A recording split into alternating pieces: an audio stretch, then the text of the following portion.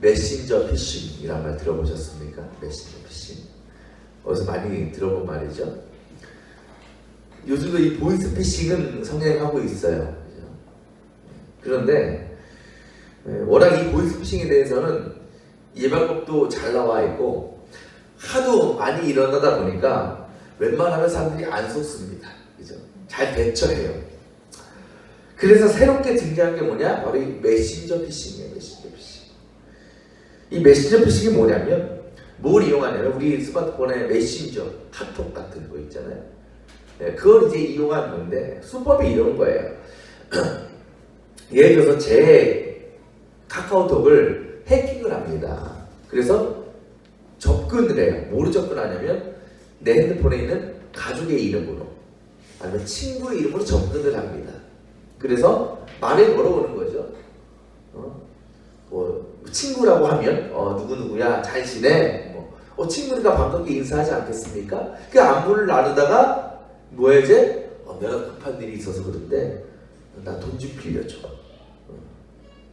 이렇게 접근을 하는 거예요. 그러면 빌려주겠어요? 안 빌려주겠어요? 친구니까. 친한 친구라면 그래? 내가 빌려줄게.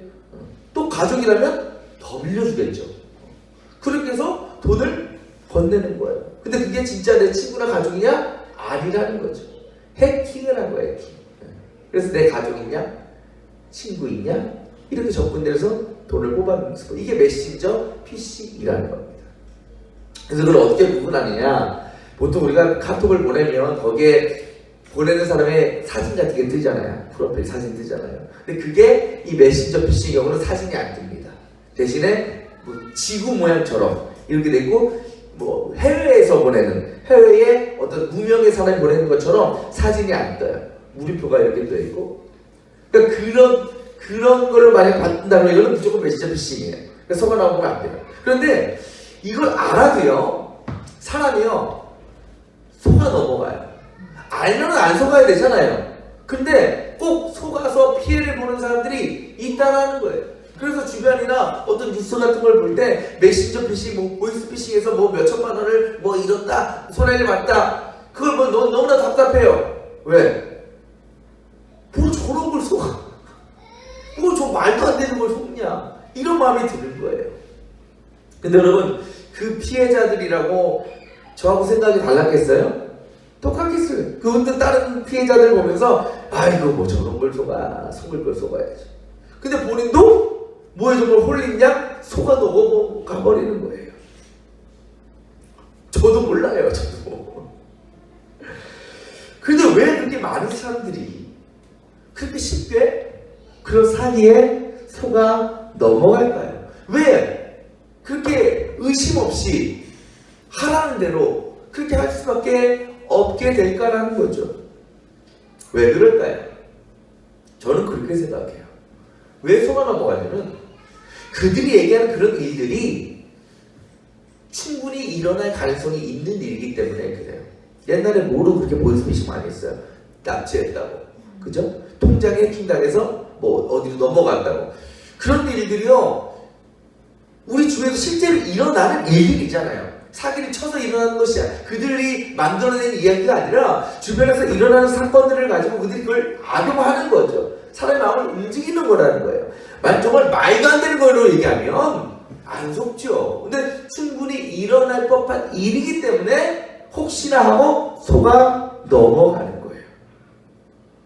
그렇게 우리가 그것을 경험하면서 우리가 그것을 의심하느냐 안 하느냐, 속아 넘어가느냐 속아 넘어가지 않느냐를 결정짓는 조건이 뭔지 아십니까? 바로 우리의 경험이라는 거예요. 우리의 지식이라는 거예요. 우리의 상식이라는 거예요. 그러니까 우리의 상식과 경험과 지식을 넘어가면 속지 않지만 그 안에 있는 것이라면 우리는 충분히 속아 넘어갈 수 있다라는 거죠. 오늘 말씀에 예수님께서 누굴 만나셔요? 빌립을 만나시죠. 이 빌립을 만나시면서 복음을 전하시고 그를 제자로 부르십니다. 그 빌립이 예수님의 제자가 되죠. 근데 빌립이 예수님, 메시아를 만났다는 게 너무 기쁜 거예요. 너무 행복한 거예요.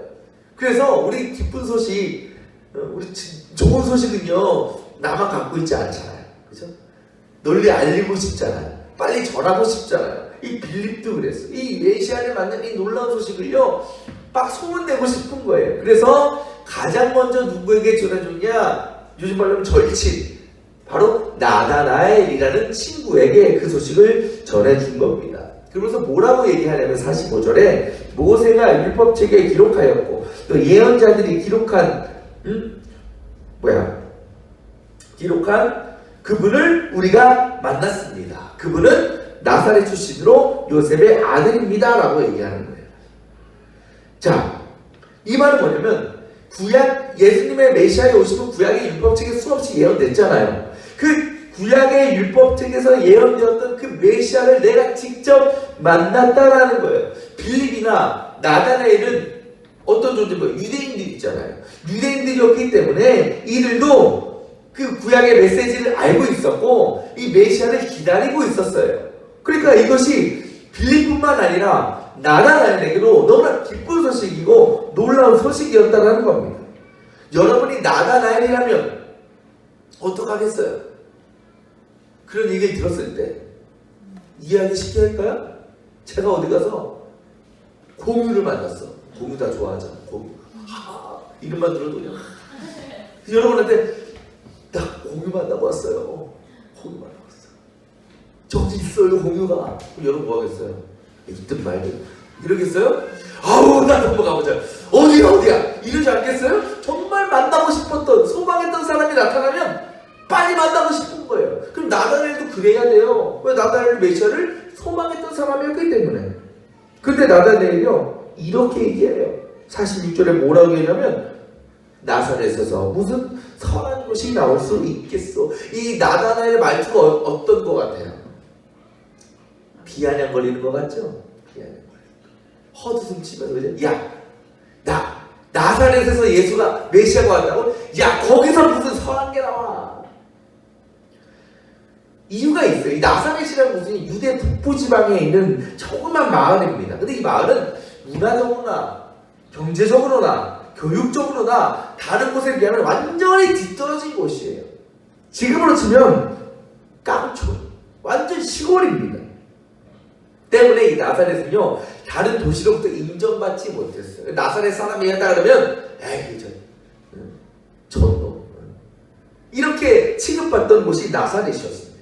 그래서 같은 유대인인데도요 사람들은 나사렛에 사는 유대인이다 별로 유대인 취급조차 안 했던 곳이 나사렛이었어요.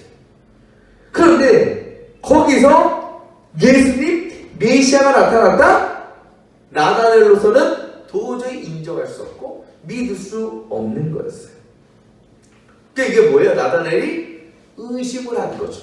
나사렛에서는 메시아가 나타날 수 없다라는 거예요. 그때 빌립이 뭐라고 얘기합니까? 나다나엘에게 와서 보시오라고 해요. 그렇게 못 믿겠다면 의심되면 나랑 같이 가서 만나보자라는 거예요. 만약에 제가 공이 만났다고 하면 여러분 의심할 거 아니에요. 쥐가 뭐라고 공을 만나. 똑같은 거예요. 그럼 만약에 제가 여러분 한번 가서 봅시다. 내가 만났는지 안 만났는지. 그럼 여러분 뭐 하겠어요? 따라가죠. 나다나엘이 그랬어요. 와서 보내니까 진짜? 그리고 따라간 거예요. 그리고 갔더니 진짜 예수님이 계시는 거예요. 근데 그때까지는 저 예수님이 메시아인지 몰랐죠. 나다나엘이. 근데 예수님께서 나다나엘을 보자마자 뭐라고 말씀하십니까? 47절에 봐라 저 사람이야말로 참으로 이스라엘 사람이다 라고 얘기하셔요. 지금 나다나엘은요 예수 앞에 나오면서 뭘 가지고 나온 거야? 의심을 가지고 나왔죠. 믿지 못하는 마음으로 나왔습니다. 예수님도 그 사실을 알고 계셨습니다. 그렇다면요 예수님 입장에서 보면 나다나엘에게 마음이 좋겠어요? 안 좋겠어요? 별로 안 좋죠. 왜? 의심하면서 나왔으니까, 못 믿고 나왔으니까. 그렇다면 좀 빈정상해서 좀 혼내거나 좀 책망하실 수도 있어요. 야! 너 왜 못 믿냐? 빌립이 만난다고 하면 믿어야지. 그런데 예수님이 오히려 뭐라고 얘기했다고요? 너는 참 이스라엘 사람이다. 이건요 놀라운 칭찬입니다. 칭찬이에요. 이스라엘 중에 이스라엘 사람이다. 최고의 이스라엘 사람이다라고 얘기하시는 거예요. 이 말은 당시 유대인 이스라엘 사람이라면 누구나 알고 있는 최고의 천사였어요. 나다나엘이 어땠을까요? 어리둥절했겠죠. 내가 무슨 그렇게 칭찬받을 사람인가? 또 예수 의심하면서 나왔는데 왜 저러시지? 그래서 나다나엘이 묻죠. 날 어떻게 아십니까 당신이? 그저 예수께서 대답하십니다. 48절에 빌립이 너를 부르기 전에 네가 무화과 나무 아래에 있는 것을 내가 보았다라고 얘기해요. 여기 또 시골에 가면 시골마다 큰 나무 있잖아요. 큰 나무. 그 마을을 대표하는 것. 오래된 나무. 그 밑에 꼭 뭐 있어요? 탁자 같은 거 있잖아요. 그걸 뭐라 그래? 평상. 평상은 뭐 있어? 할머니 할아버지들 수박 드시고 계시고 막 거기서 이야기 나누시잖아요. 거기 왜? 그늘이 지니까 더울 때는 시원하잖아요. 이 무화과 나무가요 잎이 굉장히 무성하고 큽니다. 그래서 무화과 나무 아래는 꼭 그늘이 졌어요. 그래서 이 무화과 나무 아래서 사람들이 유대인들이 뭐하냐? 쉬었어요. 쉬면서 얘기도 하면서 또 뭐했냐? 공부도 했습니다. 율법을 공부했어요. 근데 그 율법을 공부한 내용이 뭐였을까요? 바로 메시아에 대한 거였어요. 근데 율법책에 메시아에 대한 내용이 나오니까 그것을 보면서 어떻게 해서 이 메시아 언제 오실까? 빨리 만났으면 좋겠다. 이 기대를 가지고 율법을 공부했던 사람들이 유대인들입니다. 그게 관습이었습니다. 때문에 이 요한복음의 저자가 이 말씀을 기록하면서 나다나엘에게 무화과 나무에 있었다라고 말한 것은, 예수님께서 말씀하셔서 기록한 것은 단지 예수님께서 너 거기 있었지? 라고 어떤 장소적인 의미로 그거를 알려주시려고 했다는 것이 아니었다는 거예요. 이것은 무슨 의미냐? 예수님을 아셨어요. 뭘 아셨냐? 나다나엘이 이미 마음 깊이 메시아께서 오심을 기다리면서 무화과 나무 아래서 말씀을 읽고 공부하고 묵상하고 있었다는 것. 다르게 얘기하면 나다나엘 어떤 사람이냐? 메시아를 간절히 기다리고 있었던 사람이었다는 것을 예수님은 아셨다라는 것입니다. 곧 예수님의 말씀은 단지 나다나엘이 말 그대로 정말 나무 아래에 있었다는 것을 봤다라는 것을 의미하는 것이 아니고, 그가 메시아가 오심을 간절히 기다리면서 열심히 기도하고 있었다라는 것을 내가 알고 있다라고 말씀하시는 거예요. 이 예수의 말씀에 나다나엘은 충격을 받습니다. 왜? 이전에 만난 적도 없고 자신에 대해서 전혀 아시는 것이 없다고 생각했던 저 나사렛 예수라는 사람이 내 마음의 가장 깊은 곳까지도 통찰하고 계셨기 때문이에요. 그때 비로소 나다나엘은 뭐야? 고백하죠. 뭐라고? 선생님은 하나님의 아들이십니다. 이스라엘의 왕이십니다. 이렇게 나다나엘은 그토록 오랫동안 갈망해온 자신의 소원, 메시아를 만나는 그 일을 이루어 가게 된 거라는 거죠. 여러분 보세요. 나다나엘이 처음 빌립에게 예수님에 대한 이야기를 들었을 때요, 못 믿었죠. 의심했습니다. 하지만요, 이거는 그가 믿음이 없는 것이 아니었어요. 원래 의심이 많은 사람이었기 때문에 그런 것이 아니었다는 것입니다. 그럴 만한 타당한 이유가 있어요. 왜 그러냐면 앞서 말씀드렸듯이 나다나엘은요, 뭐 했던 사람이에요? 유대인으로서 하나님의 말씀을 공부했던 사람이에요. 근데 그가 공부하던 구약에 보면 미가서라고 있죠? 그 미가 예언자가 뭐라고 얘기하냐면 메시아는 어디서 나온다? 베들레헴에서 나올 것이다 라고 기록되어 있어요. 그렇게 알고 있었습니다. 그래서 나다나엘은 그 구약의 말씀대로 메시아는 베들레헴에서 나올 거야 라고 믿고 있었어요. 그럼 그에게 빌립은 뭐라고 얘기했어요? 나사렛 출신 예수, 그 얘기를 들었을 때 받아들일 수 없는. 왜? 난 분명히 베들레헴에서 메시아가 온다고 그랬는데 나사렛에서 온다고 하니까 자기가 배워온, 알고 있는, 믿었던 말씀과는 다른 말씀이잖아요. 그러니까 그것을 받아들일 수가 없는 겁니다. 어쩌면 당연한 반응이고 의심할 수밖에 없는 상황입니다. 그렇다면 나다나엘은 빌립이 야 그럼 와서 봐, 같이 가보자 라고 요청했을 때 그것을 따를 이유가 있어요? 없어요? 없어요. 근데 나다나엘은 뭐 했어? 따라갔다라는 거죠. 나섰다라는 것입니다. 곧 의심이 있고 또 비아냥거리는 마음이 있었지만 그럼에도 따라갔다. 이 나다나엘의 행동이 뭘 의미할까요? 그만큼 그가 얼마나 간절히 예수님을 기다리고 있었냐는 거예요. 제가 공유를 만났다는 걸 안 믿잖아요. 의심하잖아요. 그럼 제가 가서 보자고 얘기하면 여러분 따라온다며요. 왜 따라와요? 그만큼 간절히 공유를 보고 싶으니까. 그죠? 평생의 소원 아닙니까 여러분? 그런 거예요. 비록 지금 의심이 가는 건 맞지만 메시아가 나사렛 출신이라는 것을 내가 믿을 순 없지만 메시아를 그동안 그토록 갈망하고 기다려온 나다나엘의 간절함이 어떤 마음을 갖게 했어요? 그래? 한번 내가 믿어보자. 그래 한번 내가 가보자. 라는 생각을 가지고 빌립을 따라가게 했다는 것입니다. 예수님은요 그런 나다나엘의 믿음을 보셨다는 거예요. 그리고 그의 가장 마음속에 깊은 생각, 간절함을 알고 계셨습니다. 하나님의 말씀을 열심히 공부하고 지키려는 마음, 하나님의 말씀과 다른 것이라면 받아들이려 하지 않은 그 믿음, 그리고 의심이 가는 상황 속에서도 메시아를 향한 간절한 기대와 소망으로 빌립을 따라 나선 그 나다나엘을 주님은 기뻐하신 거예요. 그것이 주님께서 나다나엘을 향하여 뭐라고? 너는 참 이스라엘 사람이구나 라고 칭찬하신 이유입니다. 그렇게 나다나엘은 예수님을 만났습니다.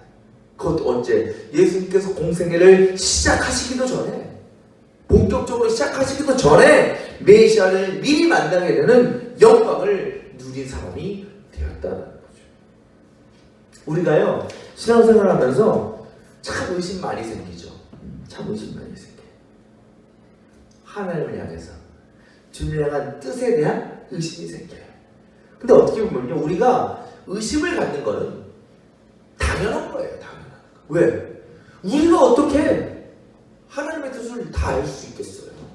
우리가 그 마음을 하나님은 우리가 더 어떻게 헤아릴 수 있겠습니까? 우리 인간적인 생각의 한계 안에서 하나님 우리가 감당할 수 없는 분이에요. 때문에 우리는 때로 의심할 수 있어요. 문제는 뭐냐? 그 의심 다음이에요. 의심을 품고 그 다음에 우리가 어떻게 반응하냐는 거예요.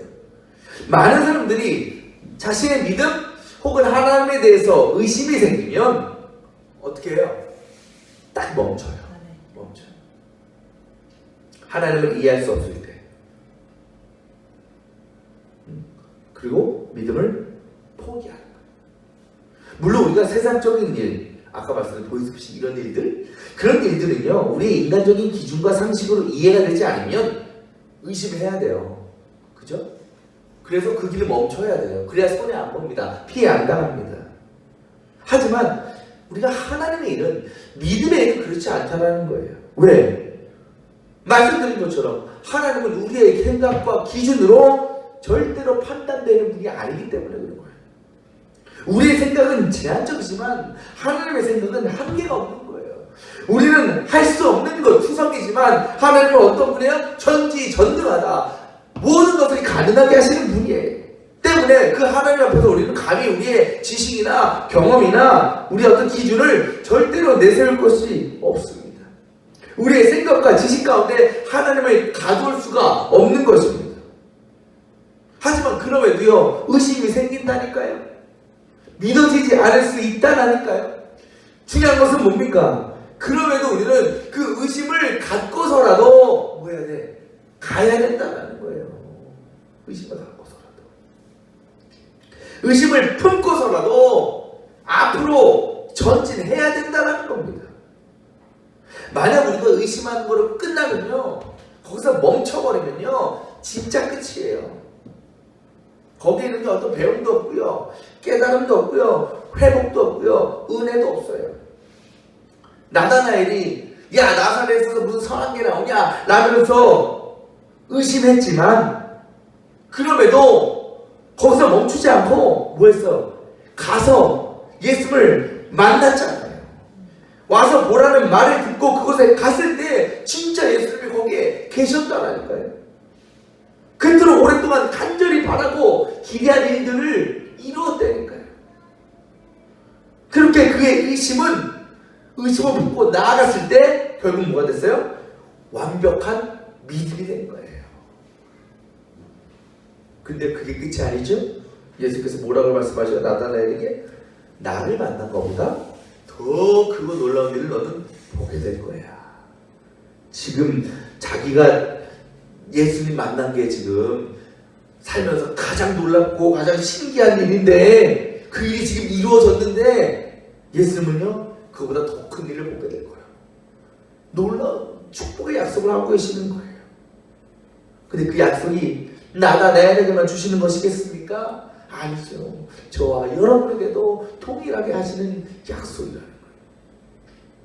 주님은요 우리의 모든 것을 다 아십니다.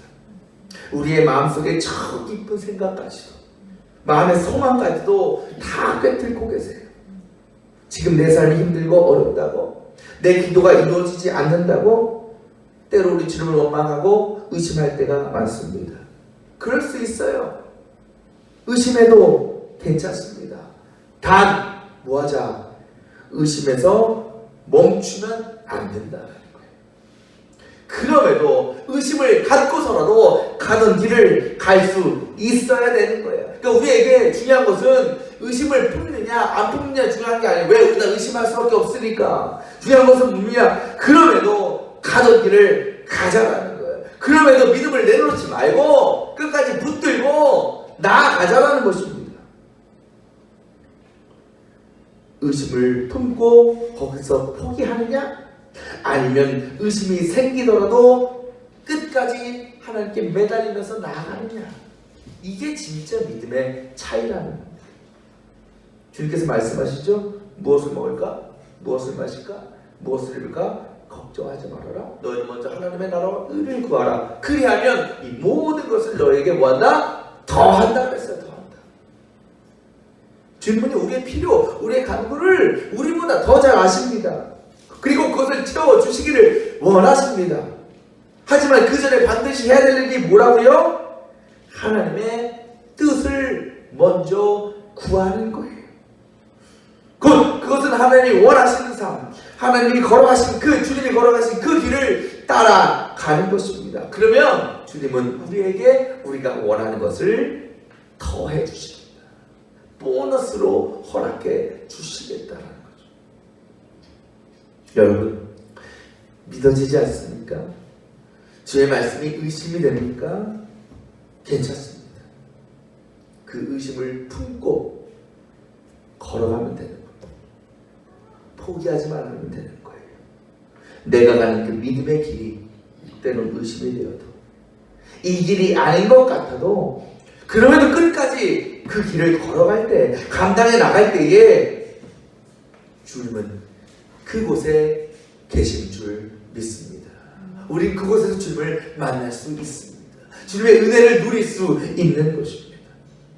뿐만 아니라 주의 말씀처럼 우리의 필요를 더하여 채워주시는 그 놀라운 주님의 은혜를 저와 여러분이 삶 가운데 날마다 경험할 수 있기를 축원합니다. 기도하겠습니다.